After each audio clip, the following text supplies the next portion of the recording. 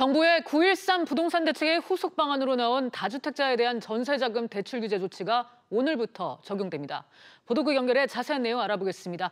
임종윤 기자. 네, 보도국입니다. 네, 오늘부터 전세자금 대출 제한 조치가 시행된다는데 대상이 되는 사람들은 누군가요? 기본적으로 집이 두 채 이상 있는 사람들과 그 부부 합산 소득이 연간 1억이 넘는 그런 1주택자들이 대상인데요. 일단 두 채 이상 다주택자들은 전세자금 대출을 이제 못 받는다고 생각하시면 되고요. 1주택자 같은 경우도 말씀드린 대로 부부 합산 소득이 1억 원이 넘으면 역시 전세자금 대출 받기가 좀 어려워지게 됩니다. 현재 전세자금 대출은 주택금융공사 등 3개 보증회사들이 보증을 해주는 방식으로 진행이 되는데요. 다주택자와 소득이 높은 이런 1주택자들에 대해서는 이들이 보증을 안 해주는 방식으로 대출을 규제한다는 게 정부의 계획입니다. 네, 그러면 소득이 높은 1주택자들은 아예 전세 보증을 못 받게 되는 건가요? 그렇지는 않습니다. 다주택자들과 달리 1주택자들 같은 경우는 민간 보증사인 SGI, 즉 서울보증보험이 전세 보증을 해주긴 합니다.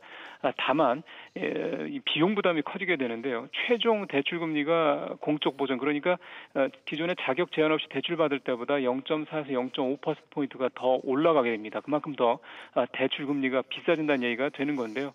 이러다 보니까 1주택자이면서도 전세 대출이 필요한 이런 사람들 같은 경우는 이 서울보증보험으로 몰릴 가능성도 좀 현재 예상이 되고 있습니다. 네, 이렇게 전세 대출을 제한하겠다는 이유가 갭 투자를 막아서 부동산 시장을 안정시키겠다는 거잖아요. 그렇죠. 효과가 있을까요?